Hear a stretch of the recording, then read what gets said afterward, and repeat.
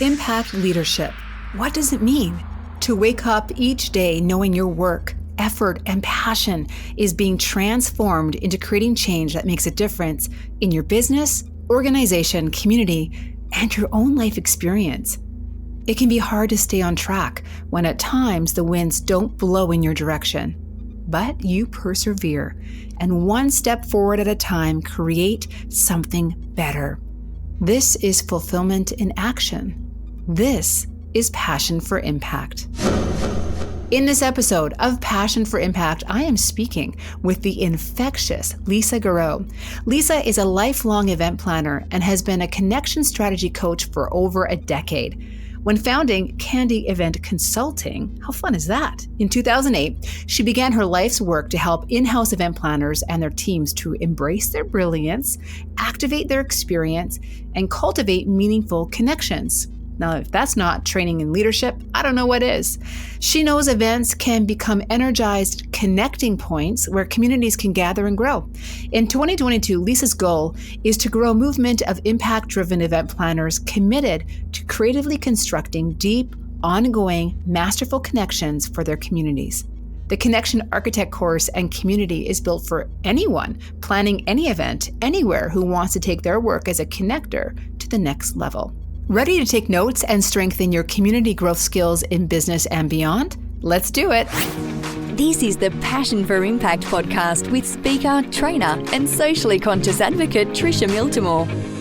Thank you for joining in. This is the Passion for Impact podcast, where we have one clear goal: to educate, empower, and elevate social consciousness in people, business, and teams. Passion for Impact is brought to you by Rock Your Leadership, a customized module-based leadership training program for social enterprise companies and leaders. We train impact leaders on how to grow success, drive change, and not burn out. Visit passionigniter.ca/rock your leadership for more details. Today's show is all about cultivating connections that are both impactful and meaningful. Lisa grew up in a family of connectors, then moved into a career of connecting others, then started her business, Candy Event Consulting, in 2008, with the goal of guiding others to connect better with their customers, clients, or community members by mastering the work of event planning and promotion, even from the side of their desk. And it has grown into so much more than just that. What I have noticed about Lisa is that she is a connector whisperer. I love the energy she puts into her work and the empowerment she infuses into her dynamic online tribe. In Rock Your Leadership, we have an entire module focused on cultivating connection. After all, it takes a community, a tribe, an army of motivated individuals doing meaningful work together to make the most impact. So how do we create community and foster connection in a sustainable way? Well, let's ask Lisa. Welcome to the show, Lisa. Hi, thank you so much. Wow, we could just put like a period at the end of that intro and that would make a huge difference in our world. That was amazing. Thank you so much for having me here. Oh, I am excited that you're a guest today, because when I'm working with leaders and their teams, one of the things that comes up almost every single time is the sense of connection in community. And of course, there's so many dynamics. We could spend hours on a podcast with all the different kind of variables in there. But what I love about the work you're doing is that it's it's hyper focused on community and connection and those connection points. And I'm just going to do a quick quote from your website. So okay. it asks, and I love this: are you a creative connector working to bring your community, customers, donors, audience, team, or members together at important, energized connecting points? Well, if the answer is yes, you are an event planner, and you have redefined what it means, to be an event planner, which in my mind is really that connection point. The event's almost an excuse for that connection point. How did you get so hyper focused on what is such an important tool in our leadership tool belt? I love the question, how did I get hyper focused on it? Because I used to have a lab and they said she was field trained, which meant she was going through everything, all the bush, all the mud, passing everything else to get to where they were hunting. And in some ways, when you say this hyper focus, I think partially through COVID, over this last, when I say through COVID, it means through the lockdowns, through a lot of the disconnection, not just in the events industry or with people that are planning and promoting their own events, but everyone is feeling this sense of what now? Like there is that connection in other ways, but I think there's this underlying rumble of disconnection that people aren't sure how to connect well. But like you said in the beginning, I grew up in a family of connectors. So not having it, it's like, I'm probably more of an introvert than I am an extrovert. And it's not really about our, orientation, if we love to be with people or not. It's just this feeling that connections are at the heart of every transaction, everything that we do. And when you read from the website, for so many people that I work with that are planning and promoting their own events, and you can be planning them for your business or as a speaker, which you are, and people that are out there trying to connect better with their customers or their donors or their group members. I call these events connecting points because we really have to move beyond the one hit wonder of an event to really seeing it as a tool, like you say, a tool that can lead us from one connection point to the next, and they all look different depending on what we're trying to accomplish overall, like overarching for, the next year or 2 or 5. So that's where my hyper focus is. I'm so keen that the conversation starts to change around having an event to raise money, having an event to launch your book, having it like we think of it as this little package of something that we're going to take this on, make this happen, and then it's done. And the conversation, the need we have for connection in our communities is so important that conversation leads to new action, leads to new ways of doing things, which I think will change our communities. Yeah, it's very powerful. And so when you're working with companies, how do you help them to then create these like ongoing sustainable connection points? If you wouldn't mind sharing your top 3 tips or something like that, so they can take it home and work with it right away. Well, it's funny because I love giving tips. I'm just actually putting together I publish a magazine called Moments. And the moment for me is really embracing what it is we're trying to do, how are we trying to connect, and then infusing everything we can about who we are, our passions, our goals, what are we trying to accomplish with who our guests are, and who, if we're doing this for our clients, like who are they and why would they want to marry their time with what we're trying to say. And so when I talk to my clients, a lot of it is about clarity. So I talk a lot about getting clear. And it's not just about clarity for your goals or clarity for where you're going to be in 5 years or in 6 months from now. That can feel very overwhelming for people. When I back up a little bit and I talk about clarity from a perspective of what lights you up. And this can be in a corporate sense too, because we look at, there's the topic of culture, creating culture in your organization. That's one thing, but even that can be insulating. So how do we shift this conversation to say, where is the clarity around who we are, what we're trying to accomplish? And then we take a look at the people that we are wanting to serve, or those that we really would love to have as part of our company or our organization in a give back sense, or in a, engagement sense. And then we start to find these connecting points, because if we're clear, like in it, I talk a lot about the dating relationships. So if I'm not clear with who I am when I go on a date, and that person's hiding something about who they are, or they're putting on a show, we really truly aren't going to connect. And the same thing happens when my clients that are planning and promoting their own events, when they are trying to put on a show, or if they are trying to duplicate an event that went really well that they saw down the street, or they are looking at, how do I get to the top? It's with your book. So you want to be on the top 10 list or the top 3. You're shooting for something that is outside of the connection at the heart. And it might be a bit of a longer process. It might take a little more time, but it's not complicated. And so when you talk about what's the tip you can take away today, so much of that is getting super clear on who you are, What makes you tick? Why did you start this in the first place? And when I talk events, I'm like, well, where did this event idea come from in the first place? It's very telling, even if you just do that today and get clear on why it started. You might see that it is actually something that you want to continue, grow, scale, repeat over and over again. But you might also see that, oh, it was so and so 5 years ago, 30 years ago, or something happened that created this event, but it doesn't fit anymore with who we are, or it doesn't fit anymore with who our team is or what we're trying to accomplish. So even that, just saying, where did it come from and why is it here? The clarity, I love that. Mm, One thing I find, and maybe you can add some insight on this, is that when we're working with highly impactful leaders in organizations, so really, really passionate organizations who are choosing to put a lot of energy into their impact, perhaps their whole model of being in business is B Corp or profit and purpose, mm, right? All of that. And mhm. so they become almost so obsessed is not the right word. I mean, we're all obsessed about the impact because that's what really drives us. But we become so immersed in our own messaging that it Mm, can become a little bit hard to see the connection point with, either your partners or perhaps your sponsors or vendors and ultimately your clients and customers.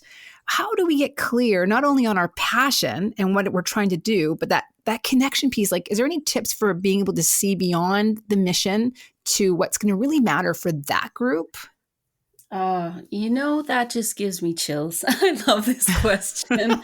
Thank you. And I have a new podcast as of this summer. It's called The Connector Next Door. So I'm having conversations with people that are natural connectors that are out there in their communities, bringing people together in all sorts of different ways with all sorts of different events and gatherings. What I've done through, which leads into a program that I call the Connection Architect, I've been telling my story on why I created this program called the Connection Architect. And the first one of these 4 levels, so I'm doing a little storytelling series, but the first one was about event strategy. And I titled it, Are You Building with the Blinders On? Now, Oh, the story that I tell is you'll have to listen to the podcast to get the whole thing. I love it. Yeah. But the story that I tell is really how sometimes we enter into a situation already with our agenda, with all of our tools, with our team, and everything's going, we are marching in to make something happen. And we wonder why our community is not picking up what we are putting down, or why they are resisting it, or why they just simply don't show up, or they're nice about it. When you were talking about sort of these nonprofits or a social venture of some kind, and we're doing good work. So it's not that we aren't out there trying to really do good work. But I'll tell you one thing, Trisha.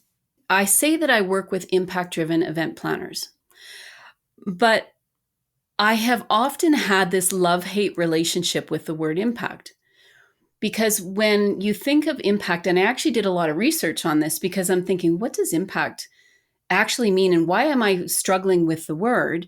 And it was because it felt like this meteor coming down to earth, having this impact, blowing, a hole in the earth.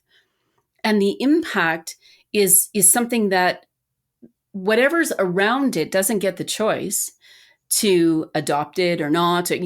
People are trying to find their way to now manage what's just happened, if that makes sense.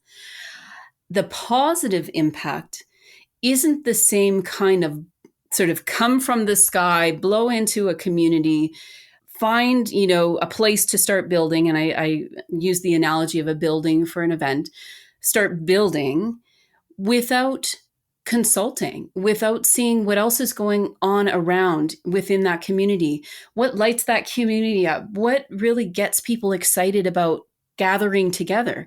And it might be things that we have never thought of before.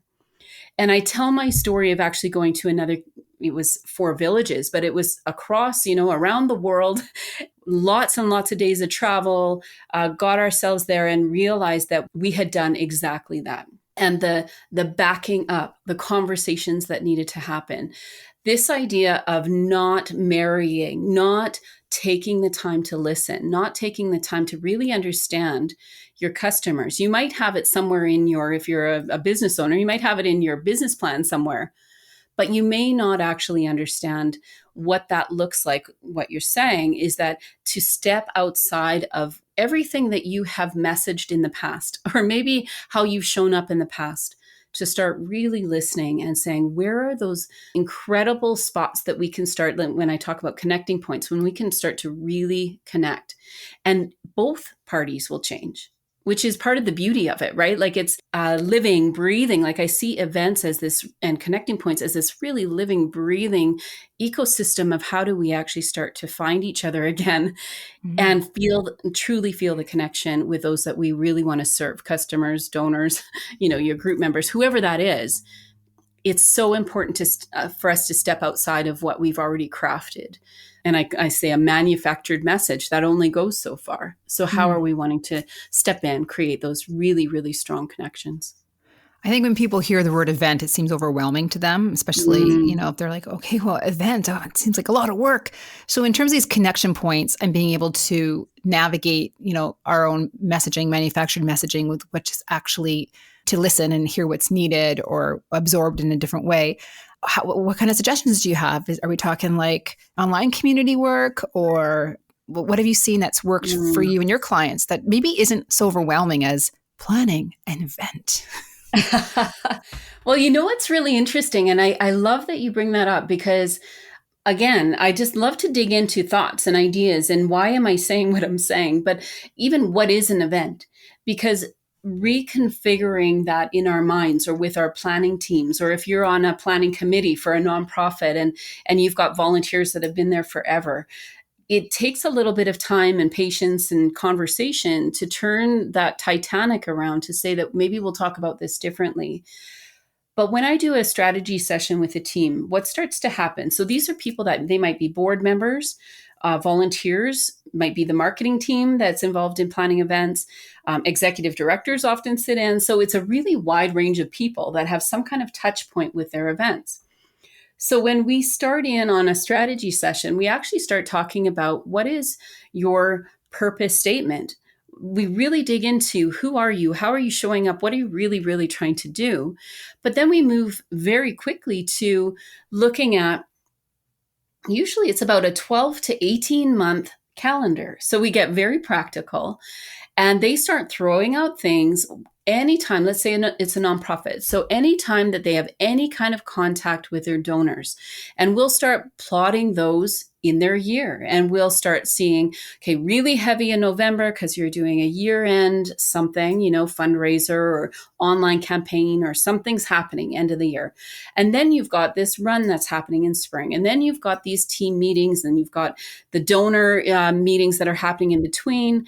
And then we start to layer on top of that your communications and your marketing activities. Because all of these points, when you start to see them strung together, a lot of light bulbs go on, which is fascinating and incredible and fun for me to see. But there also is that feeling like, oh, no wonder all our volunteers get burnt out by January. Oh, no wonder our communications team keeps pushing back, during this period of time. Or, man, there's that big open window of 4 months where we really don't have any connecting points with our donors. So the cool thing that starts to happen when I'm working with a client or a client group, it really is about saying, all right, then, if we want to have an ongoing, long-lasting, healthy and happy relationship with our donors, how can we start to look at I call it an event cycle. How do we look at your connecting points and this event or connection cycle, and start to reframe, how are we showing up? And the other part of that is, where are your customers, or in this case, a donor? Where are your donors throughout the year? Really getting to know them. So that's where it gets really exciting when I start to work with people around when I talked about clarity earlier, being really clear on where these points are showing up, and that's where the event doesn't feel so overwhelming, because then it's like, oh, it's part of a whole schedule and a whole cycle of connection. And probably utilizing a lot of the work that's already being done. as part of Totally. that. Okay. Oh, repurposing so many things. They're like, oh, then our communications can weave this in. They don't have to create a new campaign. They can actually use this 6 months to really rumble something about something that's coming up in November. Like it really gets to be fun for them because they can start to craft what does this year look like. Mm-hmm. That's a really cool idea. So practical. I know that Mm. one of the things I see you putting out all the time are like endless resources. I'm always like, where does she find the time? Like, she must have a huge team and they look really good. And I'm just so amazed because it takes me, takes a heck of a lot of effort just to write a podcast episode or I don't know, any kind of content. So this lives on your website, which Yeah. is, I had it here in front of me, but now it's candyconsulting.ca. Is that right? Correct. And Yeah. tons of resources on there. Where should people go on your website to maybe, because do you have one of those kind of connecting points overviews, or I'm sure you have I something don't. similar. Well, people can book time with me, so that's a real deep dive. So those ones are, it's called this 10 Steps to Clarity. So that is actually usually we have anywhere between 2 and 20 people in the room when I do that session, and that one is a 5-hour session. So we go really deep. I've been doing them over Zoom, so if anyone wants to look at hiring me, like really let's get engaged and figure out how to really empower your team through that. But I have a ton of resources, and I am an insatiable, I have this appetite to create. So for me, especially last year when COVID came in and I couldn't do my face-to-face workshops anymore, I started something called Candy's Short Guides to Learning. And that was a monthly, it's going to be happening again in the new year, but it was a monthly 1 hour on Zoom conversation around a topic that was, that I thought was hot at the time. And they're all recorded. They're on our YouTube channel. So you can download the booklet and you can listen to that hour. They're all edited. So, nobody's faces or, there's no deep, dark secrets in there. It's just Damn. great information for you and a great discussion. But yeah, on the website, so at candyconsulting.ca/guides is where you can find the links to all the different topics there. Okay. I also publish a magazine called Moments, Event Planning Ideas and Inspiration, and our next issue comes out in November. And then with the podcast, it's really meant to be that the connecting point that will lead people to the Connection Architect program. So when you were talking about focus earlier, for me, it just feels like I cannot not do this. The impact to our community, the changes I start to see with clients, the difference in how they're talking to their teams. I burnt out when I was 21, kind of between 21, 23. I was in a family where my family was working in an inner city community here in Canada.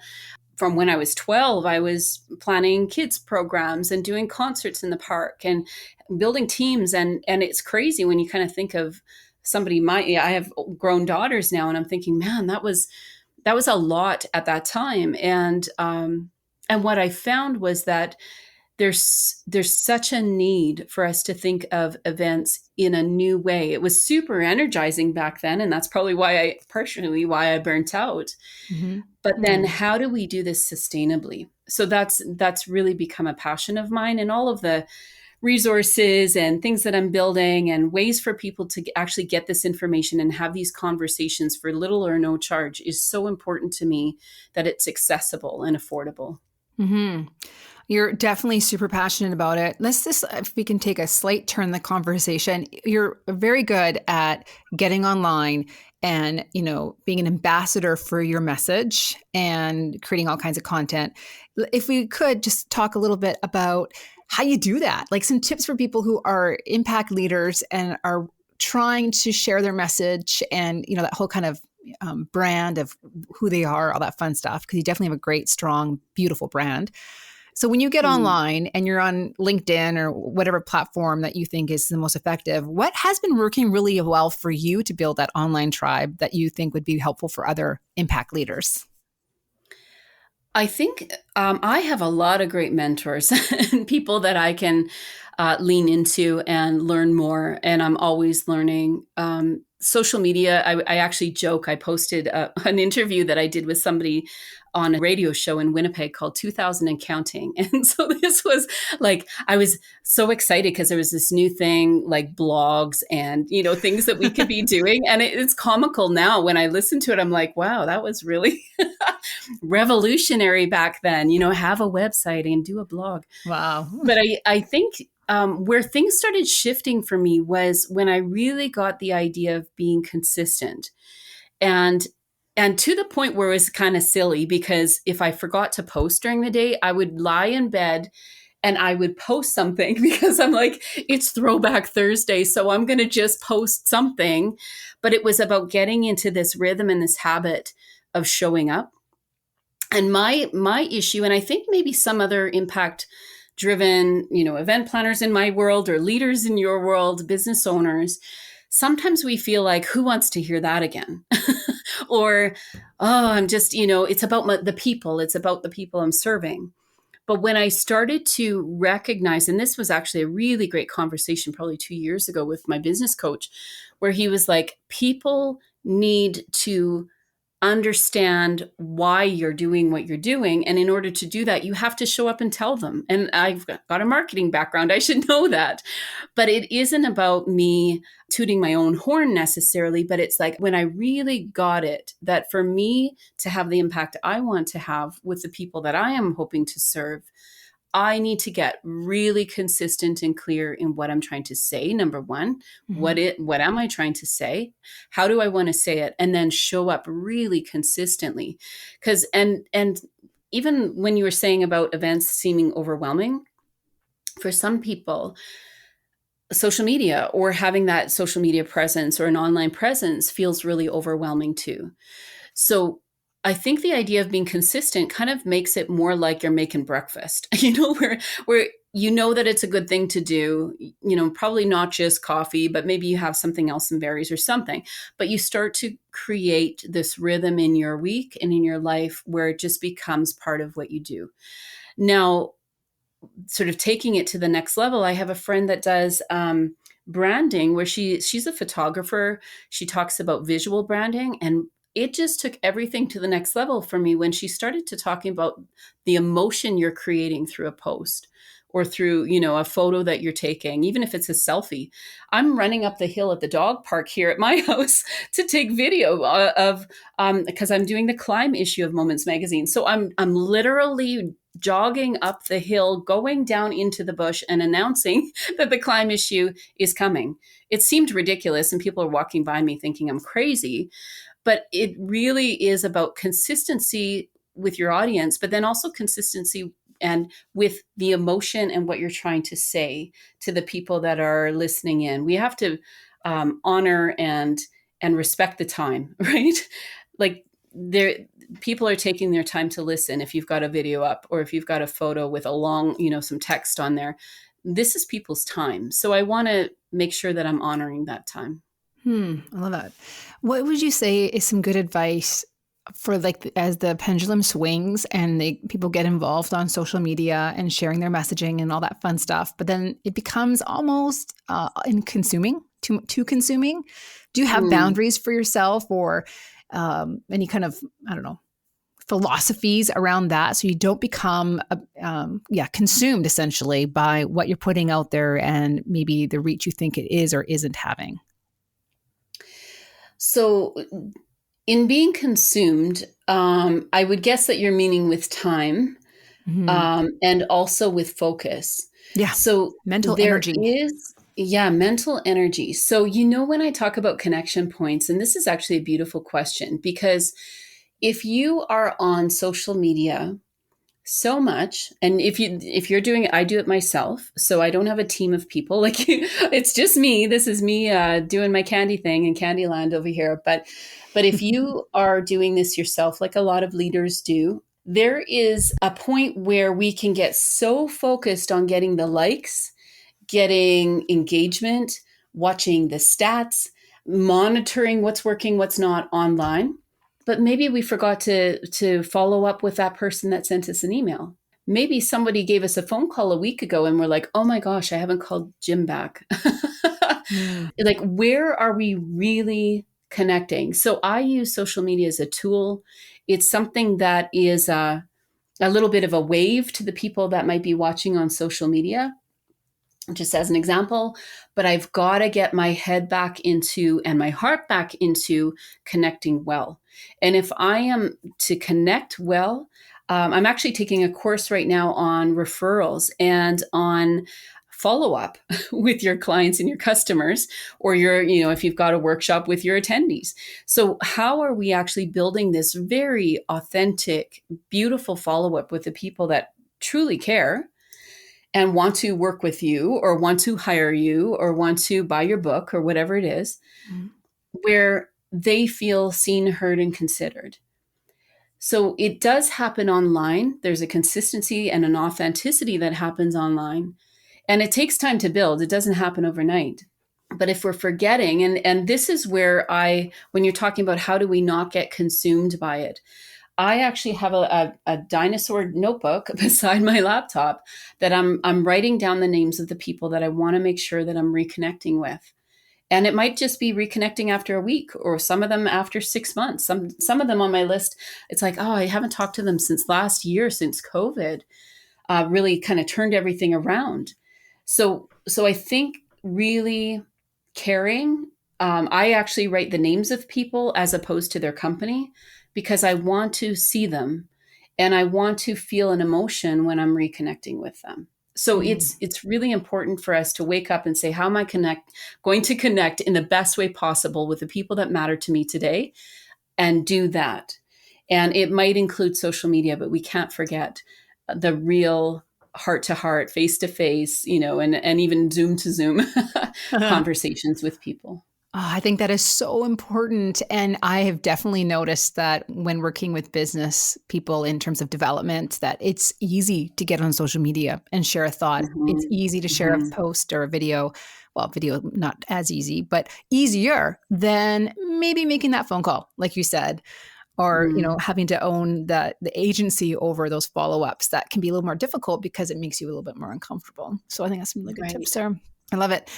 Okay, this is all great stuff. I hope everyone's taking some notes. And it's one thing I kind of miss back in my radio days is we could actually get people to call in and ask questions. And I guess the only way to do that now is when we post it and ask people their Q&A.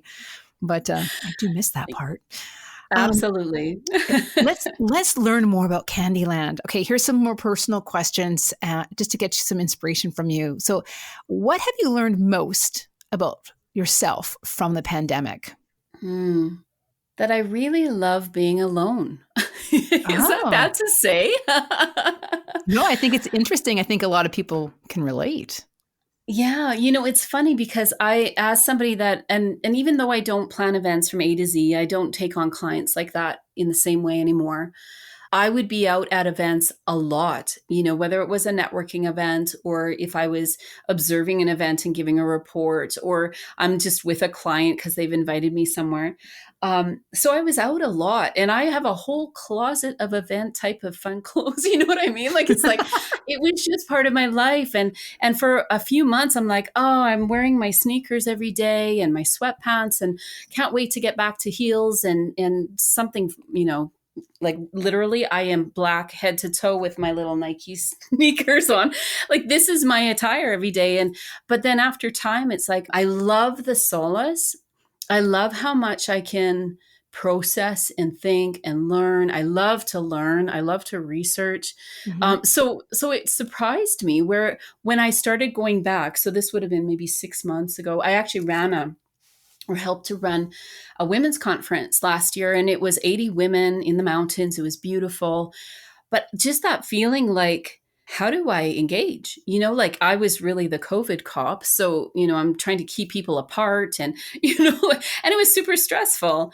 And it was just like, what does this look like going out again, where we are starting, and again, so important for us to understand what connection actually means, where I show up and I might be a little bumbly, or I might not know what to say, or I just feel like there's going to be this transition for us and for myself, where I'm re-engaging again. But I think it's going to be really not that it wasn't meaningful before, but where I'm choosing, really choosing where I want to be, when, and why.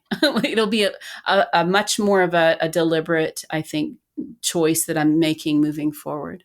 Oh, I think so too. That intention. It's funny. A month ago, our local women in business group held their first live event. I immediately Mm, bought a ticket. I'm hungry. I'm thirsty just to be amongst other fellow business owners, mhm. and I was like a Cheshire cat the whole time. I was just so excited to be there. I was probably that annoying person. Oh, Trisha, it's so funny because you would be the person I'd be looking at that event. I'm like, oh no, I have to. She's so excited. What do I say? Oh, I know. I'm teasing. But I totally relate because I felt a little fumbly, like I felt a little Mm, awkward.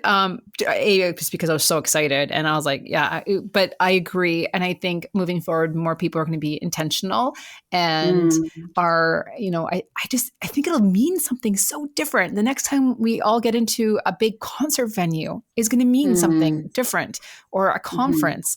Yeah, I really look forward to it. I'm excited for the work that you're doing because I feel Mm, like it's so important right now for people to engineer the connecting points in their own lives and in their businesses, mm, and just to make an environment. I guess really create the moments. I like that your magazine called Moments, because I talk about that a mm, lot in my own programs. Is like, how are we creating moments that matter, which is I love it. essentially what you're all about. Yeah. Okay, one more question for you. Kind of puts you on the spot for this one. What is the Okay, I'm most ready. okay, you ready? Okay. What is the most impactful wisdom or a mantra that you live by almost every single day? When you said mantra, because I do have a mantra for candy, and this came from personal experience of doing things that weren't working at the beginning. So I often say events have to be affordable, repeatable, and scalable. Mm. And so my friend, actually, I did a just did him a favor. I did a strat session for his team for this nonprofit, and I wrote it on the board, the whiteboard at the front. So it was ARS, and he's like, "Look at that, Lisa's saving one arse at a time." But Nice. I think that there's something about this, applying that to my own world, because if I can't afford the energy, time, money in what I'm trying to accomplish in the day, there's no reason why I can't make this sustainable. So this idea of something being affordable, what is our investment and can we manage that investment? Repeatable. Can I show up every single day in my passion, doing my best work with excellence, if I am running on urgent or running on empty every day? So, this idea of repeatable, sustainable, when I was talking about even consistency, showing up consistently for my clients, and that there's a feeling like when Lisa shows up, she's going to be totally herself and she's going to say something that will be meaningful, not every single time, but that there's this repeatable nature to what I do. And then Mhm. scalability, that is my creativity. That is where it's not just about go big or go home, but very intentionally looking at how do I scale something up where it's got a great foundation, there's some buzz around that, and then I'm scaling from there to what's next. And I think I'm like that personally. And the theme of our next issue of Moments is climb. And I'm doing this climbing series of interviews with this climbing friend of mine. We're here in the Canadian Rockies and it's starting to snow, and I think he's even finding ice right now, but he's an ice climber. And so we talk about scaling and the tools you need, the preparation you need, but that there is this drive to get higher or to try something new. And ice is like this, the conditions of ice always change. And I think the same thing for any of us as business owners. The conditions are changing all the time, but it doesn't mean we can't start scaling and getting higher and getting a better view Mhm.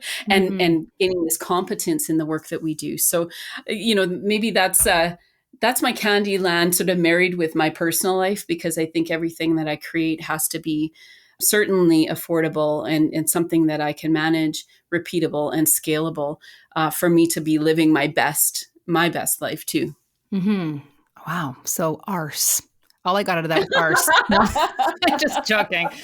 Oh, yeah, that's awesome. I think those are 3 powerful words for sure. You had mentioned to me that for anyone who's interested, that there is an offer that you have put forward to enjoy a free 3-month membership in the Connectors community, which is $117 of value. So how would people get connected with that offer? Yeah, it's amazing if you want to. So where you can go, you can actually email me. So I'm at lisa@candyconsulting.ca. Or if you go, you might want to learn what it's about. So if you go to theconnectionarchitect.ca, it'll tell you about the program. And then if there is a contact page there, a connection page for you to actually send me a note. And so if you've heard it here, just mention that you've heard it on Trisha's podcast, and we'll get you connected into that Connectors community. We're just launching it right now. So we're onboarding connectors that will be feeding in. I have 12 amazing mentors as part of the Connection Architect program. And then we're leading towards February, where we have our first cohort of a 30-day build. So we're going to be building our event planning, better connections through event planning, right from event planning right through to promotion. So I'm super, super excited about it. And again, everything I do is about connection and community. So this fact that we're now building a community of people that will not just learn, but they're going to feed into the lives and the work of each other, which is so exciting. So yeah, so 3 months free in that Connectors community. You'll get to know myself. You'll get to know our 12 mentors who are going to be feeding in. And if you choose to go on to, there's no obligation, but if you choose to go on to the cohort in February, we'd love to have you there as well. That's a huge, fun, curriculum driven deep dive with mentorship as well. So. Oh, very cool. Well, congratulations on launching that. And thanks for sharing a little Lisa with us, some Candyland with us. And there's so many tools in there, like we were talking about. That's not just for the world of event planners, but for anyone who is in a leadership role who seeks to create connection points that make a difference. So from all of us to you, thank you for being on Passion for Impact and sharing your energy. I really appreciate it. Thank you so much. So great to be here, Trisha. It was fun. It was fun. Passion for Impact is sponsored by the Inspire Store. Need a gift that inspires? Inspire Store features exclusive ethically made goods and jewelry that embodies these 3 words. Yes, you can.